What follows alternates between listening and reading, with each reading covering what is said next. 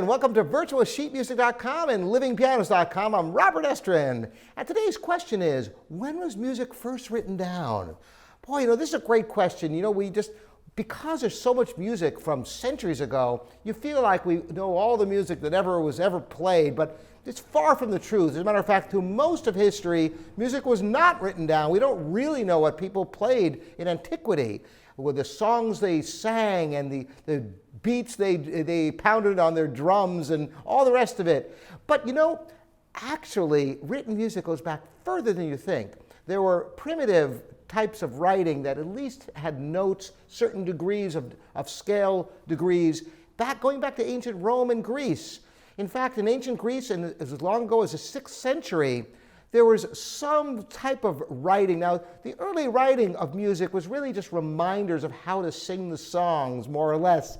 And really, that's where music rotation grew from.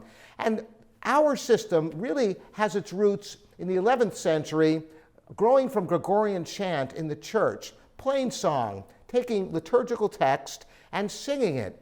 And to remind people the ways it went, up or down and different flourishes, there were little squiggly lines and such. Eventually, Guido d'Arezzo decided to draw a line and make that one reference of pitch, and notes could go above and below that line.